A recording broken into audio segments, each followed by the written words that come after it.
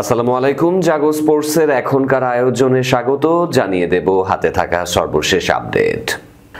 IL টি-20তে umpire Sohel, উচ্ছ্বসিত সাকিব, মুস্তাফিজ, তাসকিন। বিপিএলে কে হবেন নোয়াখালীর অধিনায়ক, জানালেন মালিক। ক্রিকেট বোর্ডের সামনে কারা এই বিক্ষোভকারী, কি বা তাদের পরিচয়। ক্রিকেটার তোফায়েলের বিরুদ্ধে ধর্ষণ মামলায় অভিযোগপত্র আদালতে। অনন্য নজির গড়ে সাকিবদের এলিট ক্লাবে জসপ্রীত বুমরা। শুনছিলেন শিরোনাম, এবার জানাবো পুরো খবর। সংযুক্ত আরব আমিরাতে চলমান জমজমাট আইএল টি-20 আসরে প্রথমবারের মতো আম্পায়ার হিসেবে দায়িত্ব পালন করছেন বাংলাদেশের গাজী সোহেল। আন্তর্জাতিক মানের এই ফ্র্যাঞ্চাইজি লিগে দেশের একজন আম্পায়ারকে দায়িত্ব পালন করতে দেখে উচ্ছ্বাস প্রকাশ করেছেন আসরে অংশ নেয়া 3 বাংলাদেশি তারকা সাকিব আল হাসান, মুস্তাফিজুর রহমান ও তাসকিন আহমেদ। নতুন অভিজ্ঞতা, ভিন্ন পরিবেশ এবং তারকা ক্রিকেটারদের কাছ থেকে পাওয়া সম্মান সব মিলিয়ে দারুণ সময় পার করছেন গাজী সোহেল। এক সাক্ষাৎকারে তিনি জানান, বিদেশের মাটিতে বাংলাদেশি ক্রিকেটারদের উপস্থিতি তাকে বাড়তি আত্মবিশ্বাস যোগাচ্ছে। মাঠের অভিজ্ঞতার কথা জানিয়ে সোহেল বলেন, মুস্তাফিজ এসে বলল, সোহেল ভাই আপনাকে এখানে দেখে ভালো লাগছে। আমি ইতোমধ্যে সাকিবের ম্যাচে দায়িত্ব পালন করেছি, আজ তাসকিনের সাথেও দেখা হলো। ওরা আমাকে এখানে কাজ করতে দেখে খুবই খুশি। এবারের আসরে এমআই এমিরেটসের হয়ে খেলছেন সাকিব আল হাসান, দুবাই ক্যাপিটালসের জার্সিতে আছেন মুস্তাফিজুর রহমান এবং শারজা ওয়ারিয়র্সের হয়ে মাঠ মাতাচ্ছেন তাসকিন আহমেদ। দেশের এই 3 তারকার সাথে বিদেশের লিগে দেখা হওয়াটাকে অত্যন্ত ইতিবাচক হিসেবে দেখছেন এই আম্পায়ার।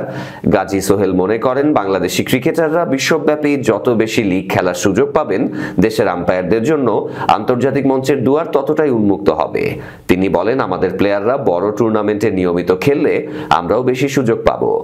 ফ্র্যাঞ্চাইজি লিগে নিজের প্রথম অভিজ্ঞতা নিয়ে বেশ সন্তুষ্ট সোহেল। নিজের পারফরমেন্স নিয়ে তিনি বলেন, আইএল টি-20তে প্রথমবার এলাম, অভিজ্ঞতা খুবই ভালো। আল্লাহর রহমতে আম্পায়ারিংও ভালো হচ্ছে। এমন বড় মঞ্চে কাজের সুযোগ পাওয়াটা আমার জন্য বড় এক অর্জন। বিপিএলে প্রথমবারের মতো অংশ নিতে এসে একের পর এক চমক দেখিয়ে যাচ্ছে নোয়াখালী এক্সপ্রেস। সরাসরি চুক্তিতে তারকাদের দলে ভেড়ানোর পর নিলামও বেশ ভালো মানের ক্রিকেটার নেয় তারা। দলটির মালিক বজলুর রহমান রতন এবার আভাস দিয়েছেন কে হতে পারে নোয়াখালীর অধিনায়ক। বৃহস্পতিবার 11 ডিসেম্বর নোয়াখালী ফ্র্যাঞ্চাইজির ব্র্যান্ড অ্যাম্বাসেডর অভিনেতা জিয়াউল হক পলাশের সাথে আনুষ্ঠানিক চুক্তি স্বাক্ষর করে ফ্র্যাঞ্চাইজিটি। সেই অনুষ্ঠানে উপস্থিত ছিলেন নোয়াখালীর ব্যবস্থাপনা পরিচালক বজলুর রহমান রতন। অধিনায়ক কে হবেন এমন প্রশ্নের জবাবে নোয়াখালী মালিক বলেন, জাকের আলীকে অধিনায়ক হিসেবে আমার পছন্দ না। জাকেরের থেকে আমি চাইবো নবীকে নিয়ে বা কুশাল মেন্ডিসকে নিয়ে। আমরা চেষ্টা করব তাদের থেকেই কাউকে অধিনায়কত্ব দেয়ার। আমাদের সৌম্য সরকারও আছে। এর আগে বিপিএল এর পরবর্তী আসরকে সামনে রেখে আফগানিস্তানের পেসার বিলাল সামির সাথে চুক্তি হয়েছে নোয়াখালী এক্সপ্রেসের। আফগানদের হয়ে 2টি ওয়ানডে এবং 1টি টি-20 খেলা বিলাল কখনোই বিপিএল এ খেলার সুযোগ পাননি। এখন পর্যন্ত 31 ম্যাচে 40 উইকেট শিকার করেছেন এই আফগান পেসার। বিলালের আগে নোয়াখালী চুক্তি করে সংযুক্ত আরব আমিরাতের পেসার ইবরার আহমেদের সাথে। জাতীয় দলে খুব বেশি সুযোগ না পেলেও ফ্র্যাঞ্চাইজি ক্রিকেটে পরিচিত মুখ তিনি। ইবরার আবুধাবি টি-10-এ ডেকান গ্ল্যাডিয়েটর্স ও আইএল টি-20তে আবুধাবি নাইট রাইডার্সের হয়ে খেলেছেন। মিরপুরের শেরেবাংলা জাতীয় ক্রিকেট স্টেডিয়ামের বাইরে বৃহস্পতিবার 11 ডিসেম্বর টানটান উত্তেজনা বিরাজ করে। দুপুর 12টার দিকে মিছিল নিয়ে হাজির হয় শখানেক বিক্ষোভকারী।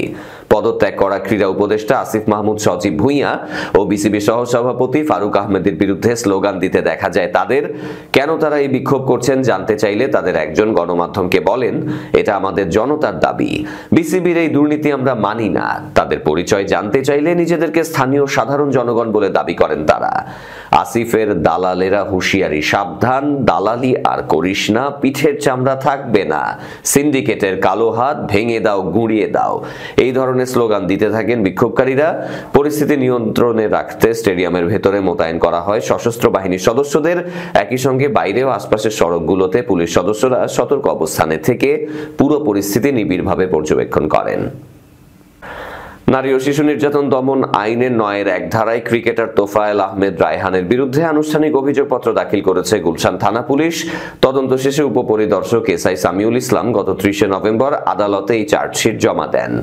এসআই সামিউল বলেন, তদন্তে অভিযোগের প্রাথমিক সত্যতা পাওয়া গেছে। সাক্ষ্য প্রমাণ সহ সব তথ্য আদালতে উপস্থাপন করা হয়েছে। মামলার সাক্ষীরা আদালতে হাজির হয়ে ঘটনাবলী ব্যাখ্যা করবেন বলেও জানান তিনি। প্রসিকিউশন বিভাগের এসআই তাহমিনা আক্তার জানান, মামলার পরবর্তী শুনানির তারিখ নির্ধারণ করা হয়েছে আগামী ৩০ ডিসেম্বর। সেদিন চার্জশিটটি ট্রাইব্যুনালে আনুষ্ঠানিকভাবে উপস্থাপন করা হবে। চার্জশিটে উল্লেখ করা হয়েছে, বিয়ের প্রতিশ্রুতি দেখিয়ে তোফায়েল একাধিকবার এক তরুণীকে শারীরিকভাবে নির্যাতন করেছেন। সামাজিক যোগাযোগ মাধ্যম ফেসবুকে চলতি বছরের জানুয়ারিতে তরুণীর সাথে পরিচয় গড়ে ওঠে ক্রিকেটারের। পরিচয়ের পর ধীরে ধীরে সম্পর্ক ঘনিষ্ঠ হলে তোফায়েল বিয়ের আশ্বাস দেন বলে অভিযোগে উল্লেখ আছে। এজাহার অনুযায়ী ৩১ জানুয়ারি গুলশানের একটি হোটেলে প্রথমবার ওই তরুণীকে জোরপূর্বক শারীরিক সম্পর্ক করতে বাধ্য করেন তোফায়েল। পরে একই অজুহাতে একাধিকবার নির্যাতনের ঘটনা ঘটে বলে দাবি করেন ভুক্তভোগীরা। দীর্ঘদিনের ভোগান্তির পর তিনি ১ আগস্ট গুলশান থানায় মামলা করেন। মামলার পর ২৪ সেপ্টেম্বর হাইকোর্ট থেকে ৬ সপ্তাহের আগাম জামিন নেন তোফায়েল। তবে জামিনের মেয়াদ শেষ হলেও নির্ধারিত সময় তিনি ট্রাইব্যুনালে আত্মসমর্পণ করেননি। বাদী তরুণীর দাবি, বিয়ের প্রতিশ্রুতিকে ব্যবহার করে তার সাথে প্রতারণা করেছেন ক্রিকেটার। বিষয়টি পরিবারকে জানালেও কোনো সমাধান না হওয়ায় শেষ পর্যন্ত আইনের আশ্রয় নিতে বাধ্য হন তিনি। মামলাটি বর্তমানে আদালতে বিচারাধীন। ক্রিকেট বিশ্বে পঞ্চম বোলার হিসেবে আন্তর্জাতিক ক্যারিয়ারে ৩ ফরম্যাটেই ১০০ উইকেট শিকারের কীর্তি গড়লেন জসপ্রীত বুমরা। এদিক থেকে তিনি প্রথম ভারতীয় বোলার। বুমরার আগে আন্তর্জাতিক ক্রিকেটে ৩ ফরম্যাটেই ন্যূনতম ১০০ উইকেট শিকারের রেকর্ড গড়েন শ্রীলঙ্কার সাবেক তারকা লাসিথ মালিঙ্গা, নিউজিল্যান্ডের টিম সাউদি, বাংলাদেশের সাকিব আল হাসান ও পাকিস্তানের শাহিন শাহ আফ্রিদি। এলিট লিস্টে নতুন করে যুক্ত হলেন বুমরা।